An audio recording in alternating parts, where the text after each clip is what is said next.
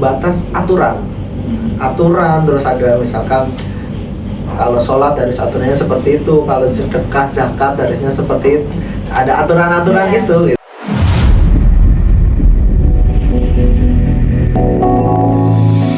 Assalamualaikum warahmatullahi wabarakatuh. Selamat datang di podcast Ngopi, Ngobrol Perkara Islami, salah satu program HMPS MBS UIN Raden Mas Said Surakarta.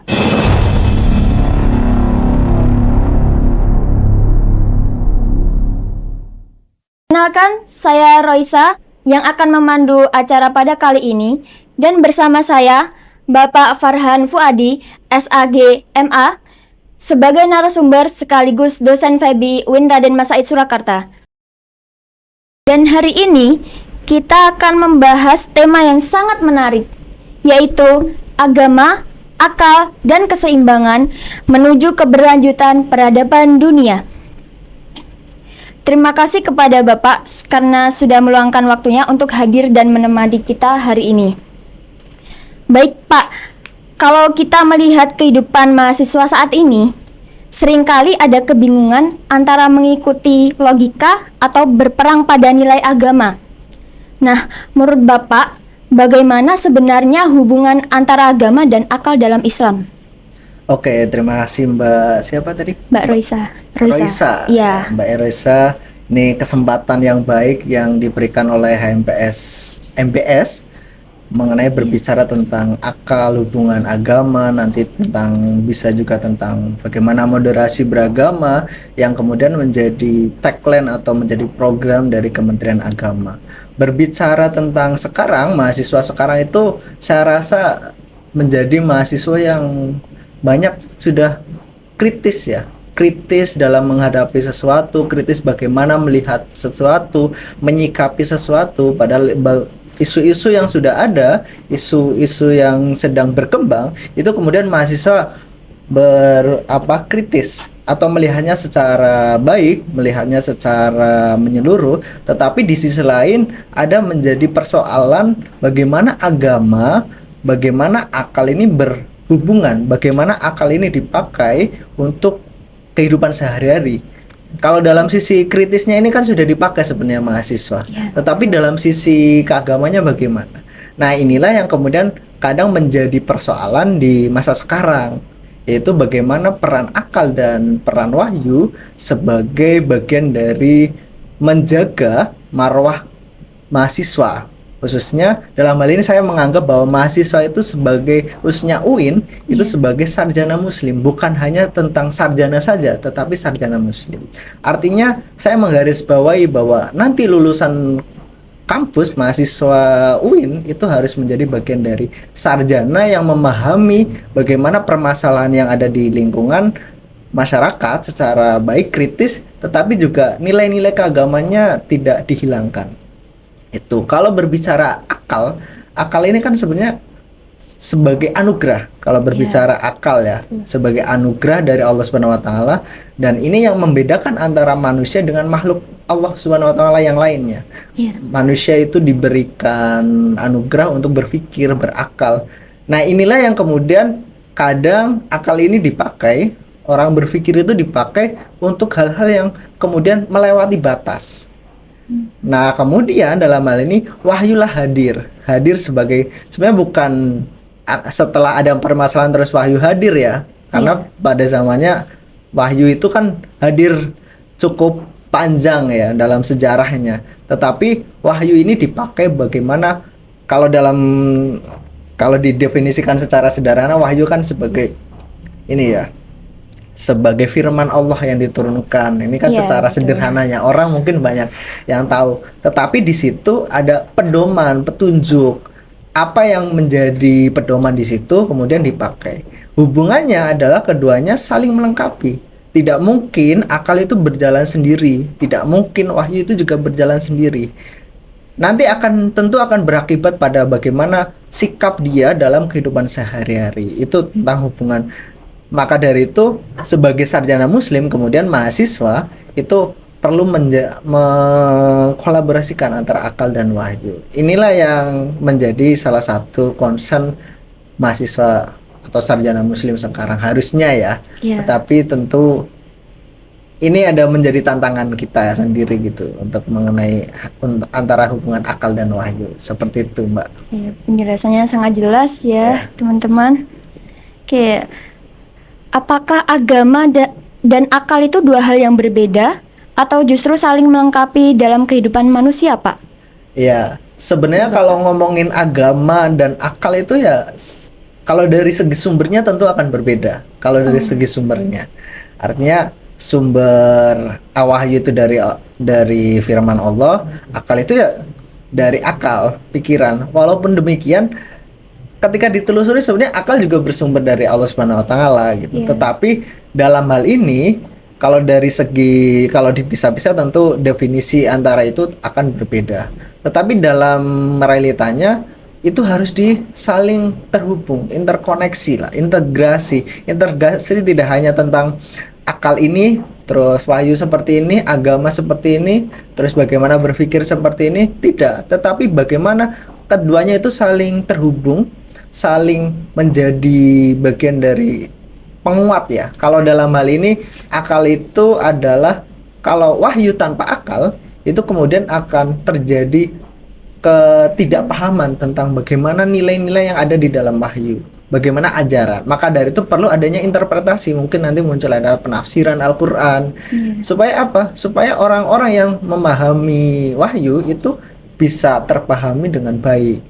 Begitu juga kalau misalkan tidak ada wahyu, akal itu akan menjadi bebas berpikiran kemana-mana, kemudian menganggap bahwa kehidupan sehari-hari itu tidak memiliki batasannya.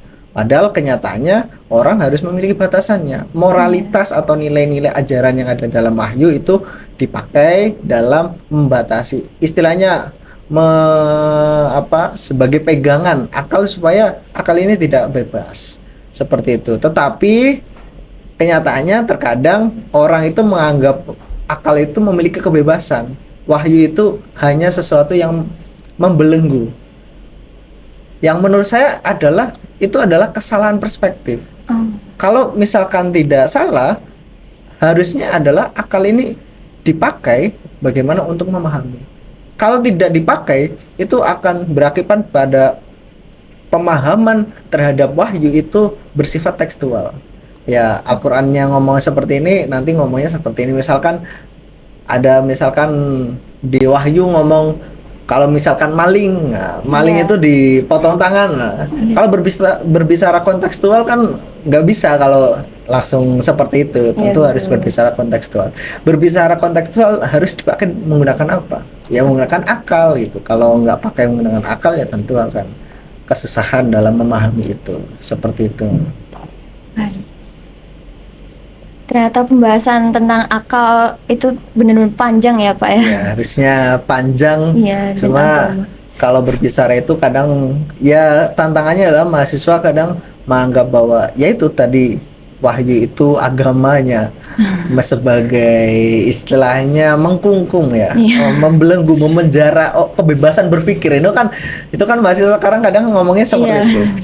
Nah, kesadaran tentang mahasiswa sarjana muslim itu menurut saya penting untuk ternyata ada tanggung jawab lain selain berpikir kritis, juga harus dilandaskan pada nilai-nilai keislaman. Gitu.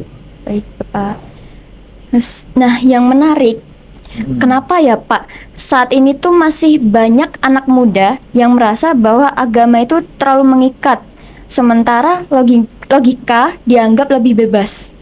Oke, ya seperti yang tadi saya bilang bahwa agama itu dianggap mengikat, agama itu dianggap tidak bebas, sedangkan akal itu dianggap sebagai sesuatu yang memberikan kebebasan. Saya rasa bahwa itu banyak dipengaruhi oleh peradaban sekarang. Peradaban sekarang bagaimana kondisinya? Contohnya kalau ngomongin sekarang Barat nih ada konsep sekularisme, memisahkan antara agama dengan ilmu pengetahuan, dengan urusan-urusan duniawi misalkan. Yang inilah yang memberikan pengaruh terhadap misalkan peradaban timur, peradaban Islam yang menjadikan mereka terbawa arus seperti itu. Yang sekarang kalau di masa sekarang adalah bagaimana kita melihat itu sebagai tantangan tetapi juga memiliki solusinya. Solusinya adalah melihat itu sebagai bukan bagian dari harus mengikuti. Kalau istilahnya modernisme itu bukan mengambil secara mentah-mentah peradaban yang sudah ada, misalkan di barat, tetapi bagaimana juga merasionalisasikan. Kalau dalam bahasanya Nurholis Majid itu Cak Nur adalah merasionalisasikan yang ada. Artinya ini rasional nggak dengan nilai-nilai atau budaya yang ada timur, ada di apa peradaban timur, ada peradaban Islam gitu. Kayak misalkan di barat itu ini berbicara budaya ya. Iya. Ini berbicara budaya barat, misalkan laki-laki dengan perempuan bebas dalam satu apartemen misalkan. Nah itu budaya sana nggak masalah gitu. Iya. Tetapi kalau misalkan dibawa ke Islam, dunia timur, ya itu tentu tidak. Kita harus berpikir kritis. Benar nggak sih? Ada baiknya nggak gitu? Kalau misalkan dalam Islam kalau ada kebanyak mudorotnya ya kita Ya, harus lebih baik dihindarkan ya. menghindari. Kalau ada mudorotnya, kalau ada kebaikan ya kita boleh dilakukan. Tentu dengan nilai-nilai keislaman itu. Baik, Pak. Gitu. Berarti rata-rata dipengaruhi oleh zaman sekarang ya Pak, yang budayanya Modernisasi, lebih- terus Iya. kecepatan ini ya informasi. Iya, Informasi itu kan juga kita dulu kan mungkin nggak terpengaruhi barat karena kita kalau mau lihat budaya barat harus ke barat kan. Iya. Kalau sekarang kan lihat di media Dari sosial, HP. lihat di internet itu gampang kita untuk mengambil apa gambaran umum tentang budaya barat kan akan lebih mudah. Nah, itu harus globalisasi teknologi itu menjadi ini. Tetapi itu menjadi tantangannya yang harus dilakukan supaya kita nggak terbawa arus. Kita harus memiliki ciri khas nih. Ciri khasnya seperti ya nilai-nilai ketimuran adalah nilai-nilai keislaman ini yang harus dipegang. Itu. Baik. Lalu menurut Bapak, hal ini lebih karena kurangnya pemahaman terhadap agama atau justru karena pengaruh perkembangan zaman, Pak? Secara Oke. itu intelektual. Ya pemahaman agama terus pengaruh perubahan zaman menurut saya adalah kepengaruh ya. Pemahaman orang terhadap agama juga bisa dianggap seperti itu karena menganggap bahwa agama itu hanya sebatas aturan. Aturan terus ada misalkan kalau sholat harus aturannya seperti itu, kalau sedekah zakat harusnya seperti itu. Ada aturan-aturan Iya. itu gitu. Mungkin karena sebatas itu kemudian menganggap bahwa Islam itu tidak tidak pemahaman dia tentang Islam itu tidak menyeluruh, komprehensif. Padahal Islam itu kan harusnya memberikan rahmatan lil alamin kan, Iya. memberikan rahmat kepada seluruh umat manusia. Ya kalau hanya dipahami sebatas itu ya akan menjadikan manusia atau khususnya umat Islam itu menjadi orang yang kemudian tidak memiliki arah karena tidak didasarkan pada nilai-nilai keislaman. Wahyu dengan akal kemudian harus saling bergandengan tangan. Ya istilahnya bergandengan tangan ya, tetapi dalam bahasa aslinya kan nggak ada tangannya kan. Kalau wahyu antara ini kan sebenarnya nggak ada tangan. Artinya bahwa menggunakan akal juga harus menggunakan wahyu sebagai ini. Menggunakan wahyu juga harus menggunakan akal. Biar apa? Kalau menggunakan wahyu saja ya orang-orang itu bakal kayak yang tadi saya sampaikan tekstual itu kemudian akan menjadi kalau di masa yang dulu itu ada istilah apa orang-orang radikalisme. Iya. Ya itulah yang kadang karena mereka tekstual ngomong misalkan apa orang yang tidak sesuai dengan ajaran Islam apa hukum Islam harus seperti apakan harus dibunuh dan sebagainya. Itu kan konteks sekarang itu udah ada nggak relevan lagi Iya, gitu. Gitu kan. Apalagi sekarang ada hak asasi manusia ya. Iya. Itu kan kita tidak boleh Nggak bisa sembarangan. serta-merta. Iya, betul. Gitu. Baik, kalau keseimbangan antara agama dan akal ini tidak terjaga, dampak apa yang bisa terjadi, Pak? Baik dalam kehidupan pribadi maupun sosial, terutama kayak mahasiswa zaman sekarang begitu, Pak. Oh ya, mahasiswa zaman sekarang itu dampaknya tentu memiliki dampak. Soalnya kalau dalam Kalau nggak menggunakan akal, dia akan lebih mengarah kepada kalau hanya menggunakan akal itu ditakutkan mengarah kepada isu-isu ateisme, isu-isu yang tidak mempercayai adanya Tuhan. Kalau berbicara ini logika nih, ngomongin Tuhan, ngomongin Allah Subhanahu wa taala. Secara pikiran Allah itu di mana sih gitu kan. Kalau ditanyakan terus gitu. Allah itu di mana? Kita nggak bisa melihat Allah gitu. Itu secara kalau hanya menggunakan akal gitu. Itu akan mengarah ke situ atau mengarah hal-hal yang sifatnya memang itu duniawi, sifatnya itu buruk dan sebagainya. Walaupun dalam segi peradaban yang lain itu dianggap biasa saja gitu. Tetapi kalau di sisi lain, kalau hanya menggunakan wahyu, orang itu tidak bisa memahami apa isi dari makna di situ. Maknanya apa sih gitu. Di sisi lain tidak bisa memahami atau mengkorelasikan nih ajaran agama dengan konteksnya yang ada. Kalau jenengan pernah mendengar istilah bahwa Al-Quran itu tidak lepas terhadap perkembangan zaman. Jadi Al-Quran itu setiap zaman ya akan relevan terus gitu. Iya, betul. Ya relevan karena Al-Quran itu kan dasar-dasar hukum yang sifatnya masih umum kan, perlu ada penjabarannya. Nah, penjabaran ini dengan apa caranya ya? Dengan akal kan digunakan. Kalau tidak seperti itu ya udah saklek aja. Al-Quran ngomong seperti itu ya kita melakukan. Inilah yang kemudian akan menjadi pertentangan ya kalau menggunakan wahyu saja. Oh, tidak seperti itu, masa ya ada hak asasi manusia loh, masa langsung dipotong tangannya kan. Kasihan juga gitu. Artinya harus seimbang. Harus seimbang antara keduanya. Oke, baik. Gitu. Lalu apakah krisis moral, terus intoleransi dan konflik sosial yang terjadi saat ini juga disebabkan oleh ketidakseimbangan antara agama dan akal, Pak?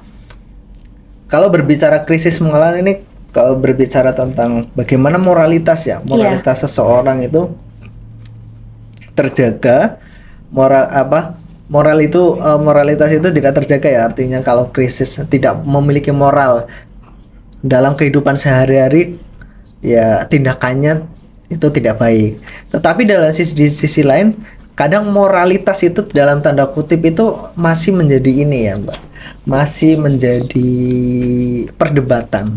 Karena dalam diskusi misalkan moral itu kan dalam diskusi filsafat itu aksiologi, ada nilai-nilai etika. Nah, biasanya nilai-nilai etika atau moralitas itu didasarkan pada pandangan hidup orang atau pandangan sekelompok orang nih.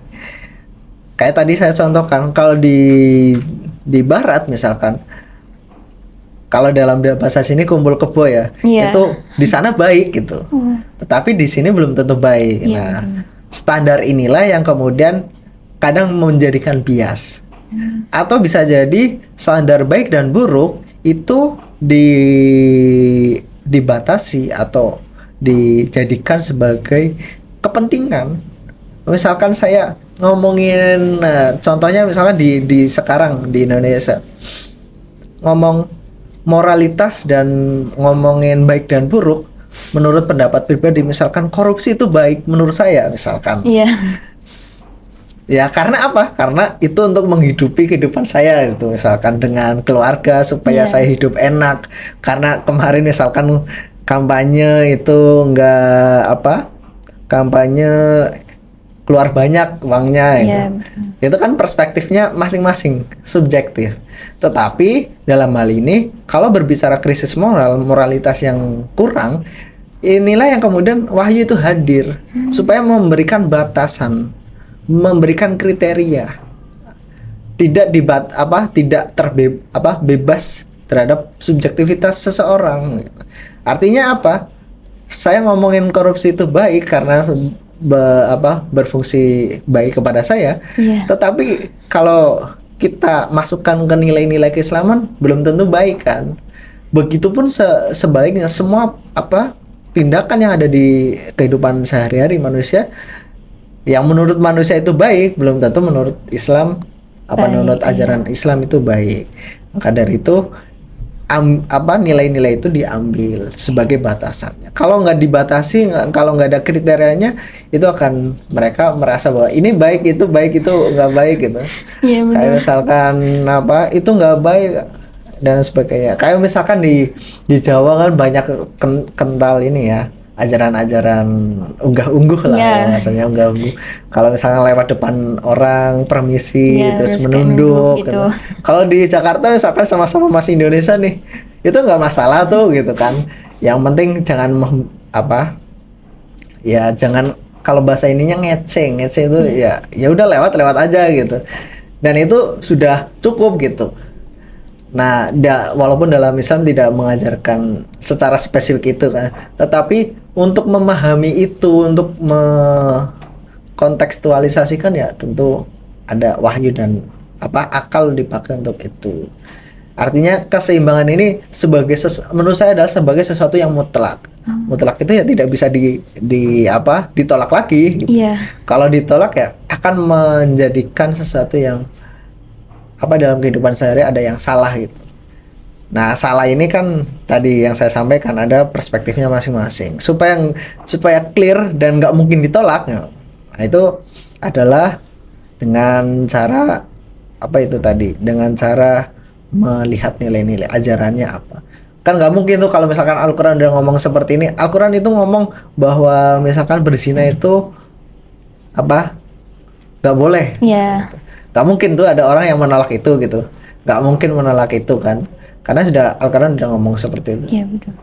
Tapi masih banyak yang melakukannya. Ya itu realitanya. Iya. Tetapi secara konsepnya adalah gak mungkin ada yang sudah menolak itu. Kecuali kayak misalkan saya yang bersabda gitu kan. Karena saya bukan nabi ya. Iya. Nah itu bisa ditolak. Tetapi Al-Quran yang berbicara tentu bagi umat Islam itu tentu nggak Harus dipatuhi nggak intinya. ditolak, walaupun ada yang nggak mematuhi, ada yang ini udah nggak tahu salah tetapi lakukan terus itu krisis moral ya kan, berbicara intoleransi juga sebenarnya isu ini udah cukup lama ya. Iya. Nah, ya ini tergantung ini ya sebenarnya. Bagaimana pemerintah itu punya programnya apa? Kalau sekarang kan di Kemenak itu adalah ekoteologi, bagaimana lingkungan, bagaimana krisis lingkungan, bagaimana pemanasan global, atau kemarin ada buku yang Reset Indonesia itu kan berbicara lingkungan juga, salah satunya ekspedisi sungai dan sebagainya, pencemaran.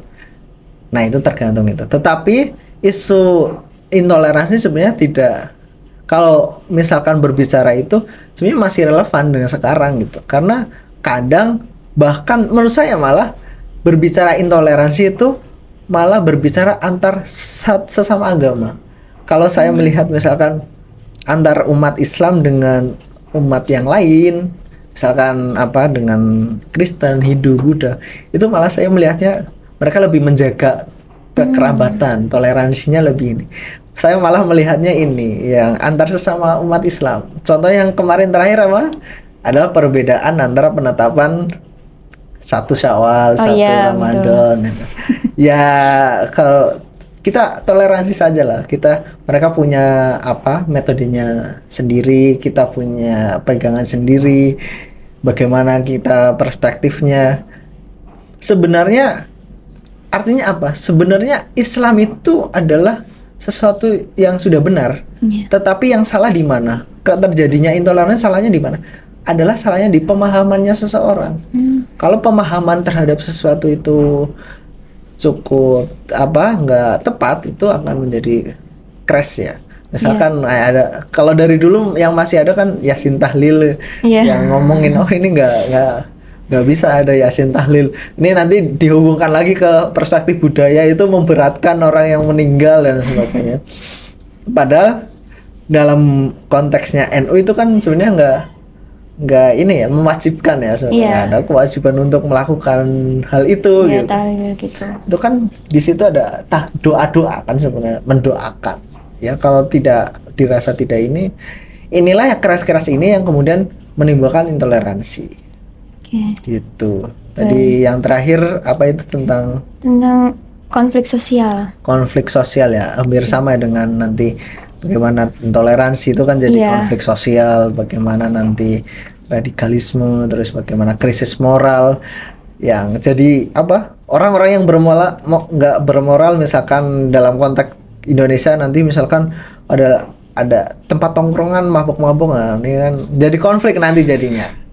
Ini yang kemudian harusnya menjadi perhatian seperti itu. Baik. Berarti ya dari kitanya sendiri juga harus pinter-pinter ya Pak ya, antara menyeimbangkan agama dan akal gitu, Menyeimbangkan, betul. supaya tidak terjadi krisis itu. Iya. Baik, yang selanjutnya itu kita kan juga sering Pak mendengar istilah moderasi beragama. Oh, moderasi. Oke. Sebenarnya apa makna moderasi beragama itu sendiri Pak? Oke. Ini menjadi kampanye sebenarnya. Dulu saya juga berbicara toleransi dulu. Dan salah satunya saya kan adalah ini ya, beasiswa Indonesia Bangkit S2. Iya. Itu salah satu wawancaranya, kayaknya kebanyakan di angkatan saya pertama itu 2022 itu wawancaranya salah satunya berkaitan dengan moderasi beragama, karena ketika itu lagi masih boomingnya moderasi beragama ya. Iya. Bagaimana memastikan bahwa word itu tidak dalam tanda kutip radikal itu Iya. kan, ekstremis dan sebagainya. Pemahaman moderasi beragama yang menjadi penting ya, menjadi agenda dari Kementerian Agama. Menurut saya juga sekarang masih penting, walaupun ada program lain misalkan ekoteologi gitu. Ya keduanya sama-sama hal yang penting. Berbicara moderasi beragama ini sebenarnya kalau moderasi atau moderat itu adalah jalan tengah. Bagaimana kita nggak condong kanan ataupun condong kiri. Bagaimana nanti kita tidak tekstual banget tapi tidak bebas banget dalam beragama gitu. Iya.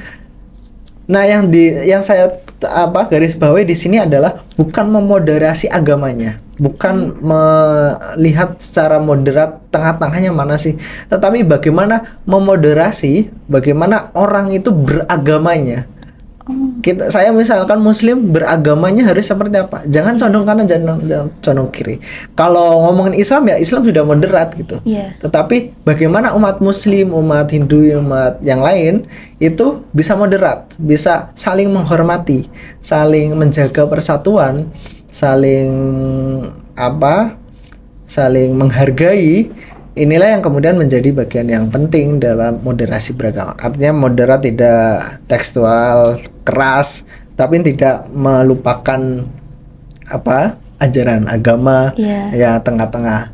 Kalau berbicara ini Islam nggak usah dimoderasi, nggak Karena usah dimoderat, udah moderat sendiri gitu. sendiri. Tetapi orang beragama kayak misalkan kalau di buku sakunya moderasi beragama itu dulu dicontohkan kayak misalkan orang pengen sholat, terus habis itu ada orang sholatnya di tengah jalan. Ya ibadahnya benar gitu, tetapi kan ini mengganggu ketertiban umum. Ya kita hormatilah gitu, hormati bagaimana orang itu lewat jalan. Ya kalau masih ada masjid. Walaupun demikian mungkin ada event-event misalkan sholat Idul Adha, Idul Fitri itu masih ada yang ini. Ya itu event tahunan yang saya rasa umat beragama lain juga menghormati itu, karena memang itu nggak tiap hari kan. Tetapi kalau orang memaksakan bahwa sholat harus di jalan dengan nah, itu kan Iya, ini. Atau bahkan dulu pernah viral ada kalau nggak salah seorang biksu terus pegang kalau bahasa di punya saya itu timba. Jadi sumur itu ada nanti ada timbanya, terus nanti yang orang Muslim itu lagi wudhu terus lagi dicur. Itu kan potret bagaimana umat beragama itu saling harmonis. Itu potret moderasi beragama pengen seperti. Karena dulu kan isunya adalah tentang radikalisme, banyak orang yang kelompok-kelompok ya mungkin teman-teman sudah paham tentang itu ya, kelompok-kelompok yang radikal yang bom pada akhirnya ngebom dan sebagainya. Itu yang tidak dibenarkan dalam bagaimana orang beragama. Kayak ngebom nanti akan masuk surga. Itu lebih tekstual, nggak mungkin gitu. Secara logika memang iya gitu. Padahal kita kan punya hak hidup, kita punya Iya. masa ya bunuh diri gitu kan. Iya, betul. Masuk logika nggak akan masuk surga gitu kan. Padahal pada akhirnya di titik-titik terakhir dia meninggal, dia malah memberikan kesengsaraan bagi orang lain kalau ngebom bunuh diri. Itulah akal dipakai untuk melihat itu gitu. Kalau nggak dipakai ya pada akhirnya ya udah saya melakukan bom bunuh diri supaya masuk surga. Itu udah terdoktrin itu. Itu kan isunya sedang dulu seperti itu. Ya semoga saja di Indonesia masih banyak terjadi istilahnya keseimbangan. Iya. Tetapi trennya sekarang adalah bukan tentang isu agama, tetapi tentang polarisasi terpisahan warga net itulah. Iya. Kalau di media sosial ada yang sebenarnya pro ini gitu. Terus ada juga kadang isu yang untuk memecah belah gitu kan. Nah, ya itulah yang kemudian kritis itu tidak kritis aja itu tidak cukup gitu. Oke. Tetapi juga nilai-nilai keislaman juga harus dilihat seperti itu. Ini Baik. mengenai moderasi beragama ya. Oke, berarti ya Gitu. moderasi beragama itu berarti lebih ke orangnya ya, Bapak Ya ya? bagaimana beragama. Kayaknya di sini ada ini bukannya ini Iya. taman moderasi ya? Iya. Ya taman moderasi. Ya yang warna-warni supaya Iya, betul. apa sih istilahnya? Merangkul lah, warna semua warna ya.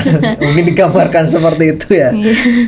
Bahkan sekarang kalau nggak salah setahu saya ada mata kuliah wajib moderasi beragama. Iya, ya. ada. Nah, itu yang kemudian ini sebagai pegangan ya, Iya. supaya mahasiswa itu juga bisa toleransi. Iya, biar nggak kehilangan arah juga gitu. Ya, kalau dalam istilah Islamnya Islam wasatiyah, Islam Iya, jalan Islam tengah. setia. Tuh. Baik.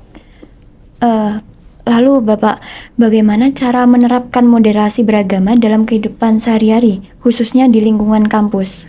Oke, ini mahasiswa itu kan sebagai orang yang memiliki akses sebenarnya, akses untuk mendapatkan informasi yang lebih banyak. Iya. Mungkin orang yang nggak kuliah, mohon maaf ya, misalkan ada kesibukan kerja, akses untuk belajarnya mungkin agak waktunya kurang, nanti selesai kerja balik capek dan sebagainya. Mungkin nanti juga teman-teman kalau udah kerja akan siklusnya seperti itu. Tetapi kan setidaknya teman-teman punya akses untuk itu. Menurut saya adalah yang dilakukan di masa sekarang mahasiswa khususnya adalah bagaimana melakukan dialog. Bagaimana melakukan supaya kita tidak mudah terpengaruh, mudah percaya kepada berita-berita yang ada di media sosial misalkan. Dialog ini kan jadi tahu, oh ini perspektifnya misalkan si A seperti ini, si B seperti ini, supaya kita bisa melihatnya secara komprehensif. Kalau misalkan tidak ada dialog ya, kemudian ya udah menafsirkan sendiri saja gitu. Pada akhirnya tafsirannya salah, pada akhirnya nanti memunculkan crash gitu, memunculkan sesuatu yang menyulut emosi misalkan dan sebagainya. Dialog inilah yang kemudian harus difasilitasi. Mungkin nanti teman-teman, dulu beberapa kali saya melihat organisasi mahasiswa itu membuat semacam dialog ya. Tetapi tren saya melihatnya adalah dialog ini tidak hanya tentang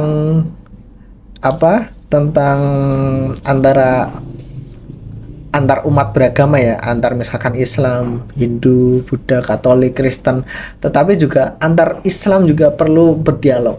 Karena misalkan di Indonesia ada beberapa orang kelompok Islam, misalkan ada NU, Muhammadiyah, Persis dan sebagainya mungkin ya. Itu coba didialogkan supaya supaya terjadi bagaimana paradigma yang komprehensif, bagaimana orang itu memahaminya secara komprehensif. Seperti itu. Yang kedua adalah mahasiswa perlu belajar bagaimana kritis di media sosial, tidak hanya melihatnya secara mentah-mentah. Artinya apa? Mungkin nanti bisa dipakai mata kuliah literasi digital itu kayaknya ada literasi digital itu dipakai untuk bijak dalam bermedia sosial. Kalau sekarang kan misalkan ujaran kebencian itu tidak langsung omongan kan sekarang lewat media sosial kan, di apa kayak kemarin yang baru viral itu Menteri PPPA ya, itu yang ngomongin itu ya, tidak tidak tentang unsur agama sebenarnya, tetapi kalau itu kita bijak, itu kita bisa menyikapinya dengan kepala dingin misalkan. Terutama mahasiswa juga harus sebagai contoh ya. Iya. Mahasiswa sebagai orang yang dianggap sebagai orang yang terpelajar ya. Iya. Kalau Pramudia Anantatur itu dulu bilang kita harus bijak sebelum apa? Sebagai seorang pendidik kita harus bijak ketika masih dalam pikiran. Artinya tindakannya artinya harus sudah bijak juga kan, karena tindakan itu berasal dari pikiran dulu gitu. Kalau tidak bijak ya pada akhirnya mahasiswa adalah jadi sesuatu yang merugikan orang lain, padahal harusnya sebagai contoh gitu. Seperti itu sebagai mahasiswa ya. Baik, berarti cara menerapkan moderasi beragama tuh ya ada dua tadi ya Pak ya. Bagaimana mahasiswa melakukan dialognya itu bukan dari segi antar agama saja, tapi sesama agama juga.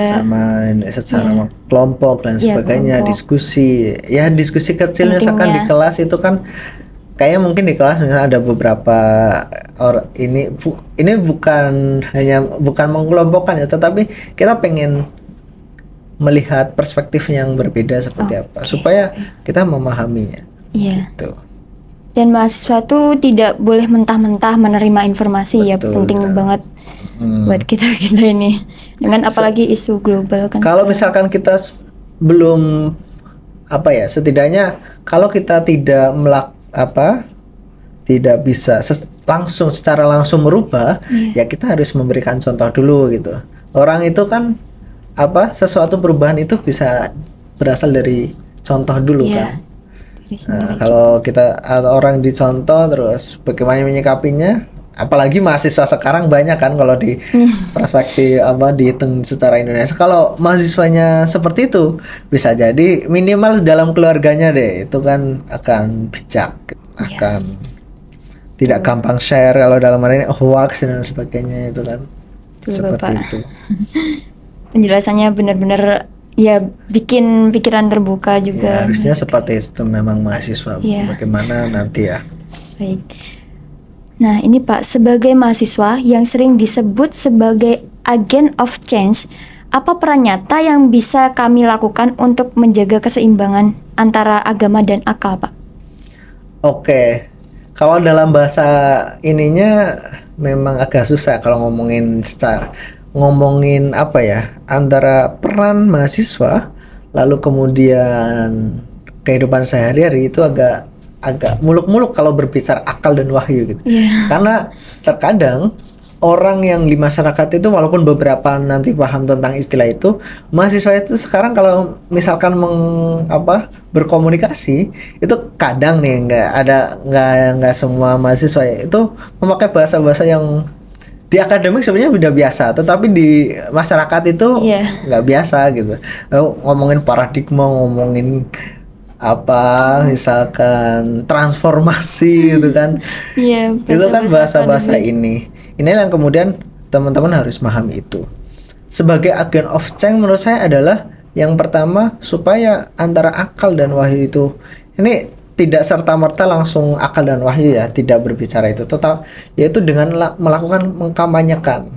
Bagaimana mengkampanyekan Islam, kalau nanti dihubungkan dengan moderasi beragama, bagaimana Islam itu sebagai agama yang damai, agama yang memberikan kesejukan, tidak memberikan sesuatu yang menyeramkan. Kalau beberapa waktu lalu kan, atau mungkin sekarang masih ada orang yang menganggap bahwa Islam itu menyeramkan karena ada banyak pelaku bom bunuh diri misalkan itu dari Islam, terorisme itu dari Islam. Maka dari itu menurut saya adalah mengkampanyekan itu penting sebagai sarjana muslim ya, ini tanda kutip sarjana muslim gitu. Itu sebagai Islam yang memberikan rahmat, Islam yang memberikan kesan sejuk, kesan yang tidak kekerasan, tidak berkaitan kekerasan dan lain sebagainya. Nah itu penting. Yang selanjutnya adalah bagaimana kemudian nanti sebagai mahasiswa, sebagai generasi penerus itu menjadikan pengetahuan Islam atau pengetahuan yang ada di peradaban Islam itu menjadi peradaban yang memiliki nilai moral gitu. Karena sekarang kan dianggap sebagai Islam itu peradaban yang tertinggal gitu misalkan. Karena apa? Karena pengembangan ilmu pengetahuan itu kemudian harus dilakukan. Nah, tantangannya sekarang adalah misalkan nih kemarin ada yang ngomong bahwa UIN itu harus menghentikan lulusannya gitu. Padahal nggak salah juga UIN gitu. Tetapi harusnya adalah bagaimana lulusan UIN memiliki kesadaran. Nah, ini dikampanyekan juga kan? Itu di kesadaran supaya apa? Nilai-nilai keislaman, ajaran Islam dikembangkan menjadi bagian dari sebuah paradigma atau sebuah bagian dari hasilnya ada teknologi misalkan atau ilmu pengetahuan seperti apa. Kalau sekarang trennya kan ada banyak orang yang menjadi gojekannya adalah teori-teori barat nanti langsung dicarikan nilai-nilai keislamannya gitu misalkan. Oh, ini ada nilai-nilai keislamannya nggak di dalamnya gitu. Sebetulnya malah harusnya kebalikannya. Bahwa kita mengembangkan ilmu pengetahuan itu harusnya dari Al-Qur'annya dulu, melihat Al-Qur'annya lalu menghasilkan teorinya. Kalau teorinya itu sudah dihasilkan dari awalnya Al-Qur'an, itu pada akhirnya sudah dipastikan itu memiliki nilai-nilai keislaman. Tetapi kalau teorinya sudah diambil dari barat, ya kita hanya menikmati teori yang ada di barat gitu. Nah, ini yang kemudian menjadi tantangan sebagai agent of change. Khususnya sarjana muslim ya sebagai untuk melahirkan kembali masa kemasan katanya kan. Istilahnya kalau di UIN itu biasanya ada istilah integrasi, interkoneksi, terus interdisipliner. Mengenai kajian-kajian ini interdisipliner, tidak hanya multidisiplin. Inter itu kan ada hubungan terintegrasi. Kalau multi ya mengkaji A dan B ya sama-sama gitu. Itu berjalannya bisa jadi nggak ada hubungannya gitu. Ini yang kemudian menurut saya adalah penting di era globalisasi, harus informasi yang cepat. Itu yang kedua adalah supaya apa? Supaya informasi yang ada itu bisa terjaga. Karena ilmu-ilmu yang ada itu sudah terislamkan sebenarnya, terislamkan atau memiliki nilai Islam seperti itu. Baik Pak, bisa dipahami. Lalu untuk berikutnya dalam praktiknya tantangan terbesar apa yang biasanya dihadapi generasi muda dalam menjaga keseimbangan tersebut, Pak? Oke, tantangannya sebenarnya adalah menurut saya adalah sekarang anak muda itu gampang terbawa arus. Istilah sekarang itu apa itu? FOMO ya. Orang ke sini ikut ke sini. Orang ke sana ikut ke sana ya, istilah-istilah ya itulah ya, ngikut-ngikut gitu. Yang inilah yang kemudian menjadi tantangan menurut saya serius. Istilahnya kayak ini ada punya ini enggak sih pegangan gitu. Padahal Islam itu kan sudah memberikan pegangan. Kalau kita belajar misalkan dalam agama itu adalah wahyu atau Al-Qur'an itu kan kalau diomong adalah wahyu dan Al-Qur'an adalah pegangan hidup gitu. Secara gampangnya kan seperti itu gitu. Ya itu harusnya menjadi pegangan gitu. Nah, inilah tantangan yang mengikuti arus, harusnya memiliki berdiri di kaki sendiri, bukan berdiri atas fondasi orang lain misalkan. Memakai teori barat kan berdiri berarti dari kaki orang lain gitu.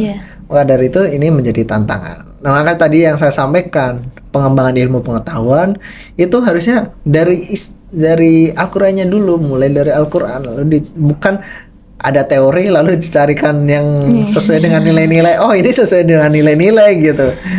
Yaitu pada akhirnya kita akan masuk di zona nyaman ya kalau bahasa orang Gen Z. Betul. Masuk zona zaman yang nggak ingin ribet gitu. FOMO dan sebagainya menurut saya adalah menjadi salah satu tantangan ya, di samping tantangan yang lain misalkan intoleransi itu menurut saya masih juga cukup perlu menjadi perhatian. Kalau nanti lengah ya takutnya isu itu akan muncul lagi atau kelompok-kelompok itu nanti kemudian muncul lagi seperti itu.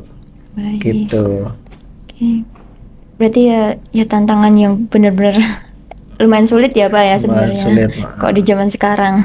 Apalagi ya tren-tren apa itu, apalagi tren-tren di media sosial, joget-joget apa kan langsung pada ikut gitu kan. Nah, tren-tren tentang tadi rasionalisme terus itu kan sebenarnya bahwa tren adanya sesuatu yang bebas gitu. Akal itu memberikan sesuatu yang bebas, karena itu kan menjadi diikuti padahal pada dasarnya bukan seperti itu gitu. Pada dasarnya akal itu tetap dipakai tetapi bukan untuk berjalan atau berdiri sendiri ya. Nah, itu tantangan. Gitu. Baik Bapak. Di tengah perkembangan teknologi, media sosial dan arus informasi yang begitu cepat, bagaimana caranya agar mahasiswa itu tetap kritis tanpa kehilangan nilai-nilai agama, Pak? Tetap kritis ya, Iya. tetap kritis terhadap tidak kehilangan nilai-nilai agama ya. Betul. Menurut saya adalah kadang ini yang saya nggak tahu ya apakah teman-teman banyak merasakan seperti ini. Teman-teman merasa bahwa udah besar nggak perlu belajar agama gitu misalkan, udah besar nggak perlu ngaji lagi gitu misalkan, udah besar nggak perlu ikut kajian, tetapi dalam kasus sekarang kajiannya itu adalah kajian yang mengarah kepada cinta-cinta ya anak muda sekarang. Nah, menurut saya juga perlu melihat itu tetapi juga tidak mengesampingkan yang lain. Tidak belajar agama itu tidak, kalau istilah sekarang istilah sejak zaman dulu adalah belajar itu tidak mengenal usia. Nah, artinya apa? Belajar agama juga tidak mengenal usia. Kalian perlu menyadari ya bahwa ilmu itu seluas samudra itu mungkin buih di samudra itu juga mungkin lebih luas dari situ ya. Iya. Dan sedangkan kita misalkan lagi memahami satu ember buih saja gitu. Artinya ilmu itu masih banyak yang belum kita pelajari. Kayak misalkan saya hanya belajar filsafat, ternyata ada pembelajaran lain, misalkan ada ekonomi, bisnis, manajemen yang itu saya nggak pelajari, nggak menguasai, dan itu boleh mempelajari. Nah, ini terjadi ketika zaman kemasan Islam. Zaman kemasan Islam itu kan kalau dilihat banyak tokoh-tokoh Muslim itu memahami berbagai bidang keilmuan. Memahami itu boleh sebenarnya menurut saya adalah, tetapi dalam lingkup akademik tentu harus ada istilahnya keahliannya. Yeah. Kalau jenengan misalkan keahliannya misalnya manajemen bisnis gitu, ya jenengan expert di bidang itu, tetapi boleh juga belajar yang lain. Artinya tidak masalah menurut saya belajar yang lain. Itulah yang kemudian hilang di anak muda sekarang ya, merasa bahwa itu sudah cukup, terus nggak belajar lagi. Ada banyak beberapa, maka dari itu yang sekarang ngomongin ini ya, misalkan nih mungkin teman-teman MBS ada yang teman-teman Feby deh secara umum itu yang ngomong, saya kan ekonomi gitu, kan saya bisnis, kok belajarnya misalkan sejarah peradaban Islam, belajar ulumul Quran, ulumul hadis, mungkin ada yang seperti itu. Nah, itulah yang kemudian menjadikan itu bukan sarjana kita itu diluluskan bukan sarjana saja, tetapi sarjana muslim. Yeah. Bagaimana kemudian Islam itu menjadi bagian penting ya dalam kehidupan sehari-hari. Saya rasa itu harus seimbang seperti itu. Ya, intinya tetap kayak teruslah belajar apalagi agama Islam gitu ya. Terus belajar. Apalagi kalau berbicara ngomongin tafsir aja, tafsir udah banyak kan, Al-Misbah, terus Ibnu Katsir, Jalalain. Kalau kita ini kan banyak banget. Mana yang kita sudah pahami? Satu aja deh, satu tafsiran aja udah berjilid-jilid gitu. Nah, itu kan artinya luas, ilmu itu, pengetahuan itu luas. Jangan merasa puas diri ya. Baik. Tetapi dalam lingkungan itu kadang ada istilah kepakaran. Tapi tentu harus berbicara kepakaran ya harus pakar di bidang itu. supaya teman-teman Intinya hauslah akan ilmu gitu. ya usahakan ilmu, carilah ilmu ke negeri Cina. Iya. Kalau belum ke negeri Cina ya belum sampai ya. Iya Pak. Baik, sebelum memasuki pertanyaan selanjutnya, mungkin ini Pak boleh istirahat sebentar, Oh, iya. diminum. Iya. Ini sekalian ini produk Oh gitu. barunya itu HMPS. Oh Gitu. itu oke. Betul, Ini iya, produk sustainable. baru. Iya betul Pak. Ya cukup bagus ya ini buat Iya. apa? Latihan ya, Iya, latihan untuk bisnis ya sebenarnya. Latihan bisnis, Ya kan apalagi mengurangi plastik ya Pak ya. mengurangi plastik. Ya setahu saya nggak tahu apakah di FEBI aja atau di UIN ya. Kayaknya gerakan membawa tumbler ya. kalau Iya, nggak salah. betul. Kayaknya Di FEBI semua- aja atau kayaknya semua, Pak. Oh semua. Iya. Oke. Saya minum ya. Iya Bapak.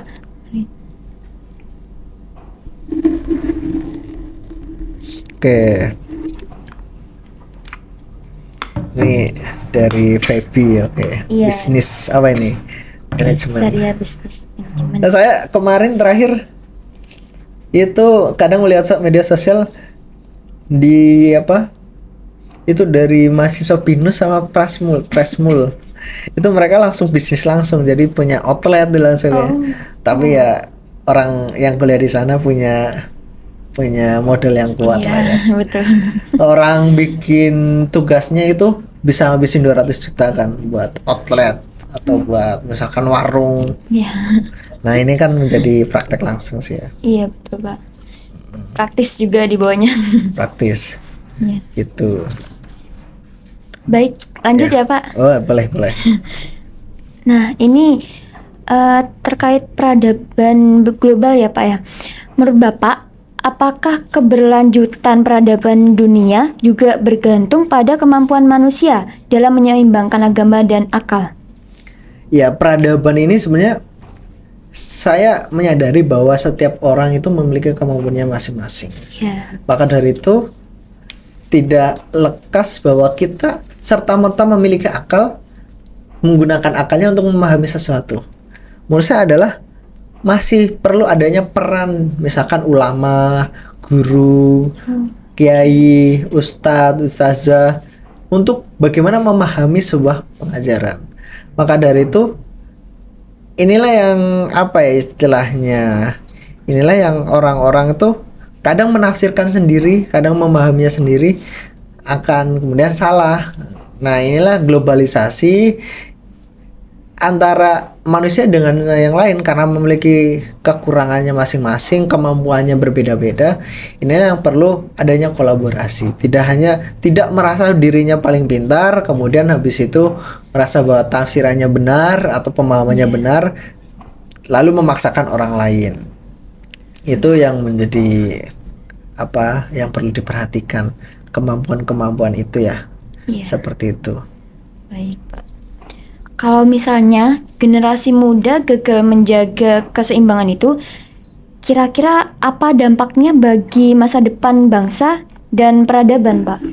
Ya tentu akan nanti memiliki dampaknya. Iya. Tentu kalau tadi saya sudah menyebutkan misalkan kalau nggak akalnya saja itu kemudian akan menghasilkan pada akhirnya misalkan ateisme dan sebagainya atau pemikiran-pemikiran yang radikal, pemikiran yang nyeleneh yang nggak dibatasi oleh moralitas atau ajaran agama. Begitu juga misalkan wahyu saja. Ini yang kemudian keseimbangan ini harus dijaga. Keseimbangan ini harus dipahami sebagai sesuatu yang komprehensif. Dampaknya adalah nanti kemajuan bangsa, kemajuan Indonesia itu akan terjadi sesuatu yang ini ya, kekacauan agak terlalu lebar ya, tetapi lebih ke bagaimana nanti bangsa ini dibawa oleh kaum muda gitu. Kalau misalkan kaum mudanya tidak memiliki moralitas gitu, misalkan krisis moral, atau gimana bangsa itu nanti dibawa kalau misalkan generasi penerusnya tidak didasarkan nilai-nilai agama gitu, misalkan religiusitas ya. Padahal Indonesia itu sebagai negara yang beragama, tidak mengakui bahwa mereka yang misalkan ateis dan sebagainya. Walaupun mungkin ada pemahaman-pemahaman kejawen itu kan Iya. mungkin ada. Tetapi biasanya di administrasi ada agamanya ya Iya. biasanya. Ini yang kemudian menjadi ini dampak ya tadi ya. Iya, Bapak. Dampaknya. Ya tentu akan apa ya? Kalau dikaitan dengan media sosial itu akan berdampak bahwa mereka yang di masa depan itu orang-orang akan gampang terbawa arus, walaupun sekarang masih udah terlihat gitu. Iya. Nah, ini yang menjadi dampak yang serius. Kalau tidak ini akan ya bukan kehancuran Indonesia, tetapi lebih bagaimana Indonesia itu tidak stabil. Baik ekonomi atau baik keagamaan, baik sosial itu tidak stabil. Ini yang menjadikan Indonesia menjadi sesuatu negara yang kemudian ya istilahnya nanti krisis apa gitu. Itu yang menjadi ini ya. Itu sih ya menurut saya menjadi dampak. Iya. Baik, Pak. Sebaliknya, jika generasi muda mampu menjaga keseimbangan antara agama dan akal, seperti apa masa depan yang bisa kita bangun? Ya kalau secara sederhana yang kalau tidak bisa menjaga itu adalah kekacauan. Kekacauannya bukan berarti misalkan ada demo dan sebagainya, tetapi bagaimana kondisinya di masyarakat itu kalau intoleransi, nggak saling menghargai, keharmonisan itu nggak terjaga, ya begitu pun sebaliknya kalau misalkan itu terjaga akan terjadi ketenangan, keseragaman, keselarasan, kedamaian. Tidak ada lagi polarisasi, misalkan pemecahan antara dua kelompok dan sebagainya. Nah, itu menjadi ini ya, dampak baiknya. Ya. Tentu itu secara umum ya. Iya. Tetapi secara khususnya tentu akan bagaimana aspek-aspek kecilnya. Ya, itu menjadi tantangan ya kalau misalkan terjadi. Tetapi kalau misalkan hanya 1-2 yang seperti itu, mungkin secara keseluruhan Indonesia nggak akan terdampak ya kalau secara skalanya kecil gitu. Tapi kalau skalanya lebar ya tentu akan memberikan dampak gitu. Begitupun dampak positif maupun negatif. Lalu ini memasuki pertanyaan yang terakhir ya, Pak. Ya, oke. Nggak sadar udah 15 pertanyaan. Oke. Sebagai penutup nih, Pak, apa pesan Bapak untuk mahasiswa agar tetap teguh dalam nilai agama, namun tetap terbuka dan cerdas dalam berpikir? Oke. Ya, pesan saya adalah bagaimana sebagai mahasiswa, bagaimana sebagai sarjana muslim itu tetap kritis. Iya. Tetapi juga tetap menyeimbangkan atau memberikan memakai wahyu, nilai-nilai agama sebagai pegangan hidup. Kalau tidak ada keselarasan antara akal dan wahyu, itu akan menjadikan salah satunya pincang. Kemudian akan menjadi dampak-dampak yang kalau misalkan dibiarkan akan menjadi sesuatu yang cukup masalah gitu. Iya. Artinya kritis, terus seimbang, terus tidak merasa bahwa dirinya paling baik, tapi juga merasa rendah hati, terus tidak sombong dan sebagainya. Ini yang kemudian menjadi concern kita supaya supaya ketika di masa yang akan datang sebagai agent of change, masa depan bangsa itu bisa berjalan dengan baik, berjalan dengan terciptanya keselarasan, misalnya kelestarian dan sebagainya. Tentu di dalam hal ini saya menekankan tidak hanya tentang ini ya, moralitas, tetapi bagaimana juga kita harus hidup berdampingan dengan alam semesta, lingkungan. Kalau misalkan moralnya baik, ya walaupun itu setelah itu akan berdampak pada lingkungan sebenarnya, tetapi juga harus bagaimana saling menjaga antara lingkungan dan sebagainya, seperti itu. Baik. Jadi intinya itu kayak dari diri kita sendiri itu harus benar-benar nyimbangin ya, Pak ya, antara agama itu tetap ya nomor 1, tetap bisa ngimbangin sama akal begitu. Ya. Supaya ya kita nggak terbawa arus begitu. Arus. Terformal.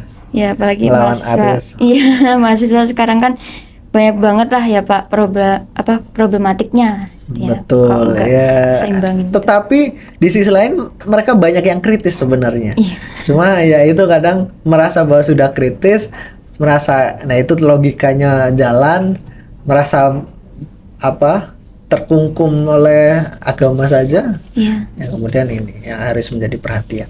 Baik. Oke. Gitu. Baik, terima kasih Bapak atas penjelasan dan insight yang sangat bermanfaat ini. Mungkin ada closing statement dari Bapak? Ya, saya harap bahwa sebagai sarjana muslim, teman-teman bisa memberikan contoh, khususnya memberikan contoh, memberikan solusi, tidak hanya mengkritik saja, kritis boleh, tetapi juga memberikan bagaimana jalan keluar, tapi juga bagaimana menjaga keseimbangan yang ada di lingkungan dan juga menjaga keselarasan antara akal dan wahyu, tidak jomplang sebelah dan tidak menjadi sesuatu yang malah merugikan orang lain. Padahal sebagai mahasiswa harusnya Iya. sebagai contoh. Seperti itu. Terima kasih atas waktunya yang diberikan oleh MBS ya. Iya, Bapak. Semoga nanti berjalan konsisten ya, karena konsisten itu kadang susah ya, Teh, ya. Iya. Tetapi kayaknya udah tahun lalu juga sudah dilakukan kan, kayaknya udah Iya. bagus. Oke. Jadi menurut saya itu kesimpulan yang saya ambil ya Pak, yang dapat Ya. saya ambil dari perbincangan kita ini, kita bisa memahami bahwa keseimbangan antara agama dan akal itu merupakan hal yang sangat penting. Tidak hanya dalam kehidupan pribadi, tetapi juga dalam membangun peradaban yang berkelanjutan. Oke. Oke, jadi semoga apa yang telah disampaikan hari ini dapat menambah wawasan kita, menambah wawasan kita semua, serta menjadi bekal bagi kita sebagai mahasiswa untuk terus berkembang menjadi pribadi yang lebih bijak, kritis, dan tetap berpegang pada nilai-nilai agama. Oke, akhir kata saya Roisa selaku pemandu acara. Mohon maaf apabila terdapat kesalahan dalam memandu jalannya diskusi, terutama mohon maaf juga kepada Bapak bila ada salah kata Ya, gitu. namanya juga manusia kan. Iya, terima kasih Bapak Farhan Fuadi yang serta teman-teman yang telah menyimak. Assalamualaikum warahmatullahi wabarakatuh. Waalaikumsalam warahmatullahi wabarakatuh.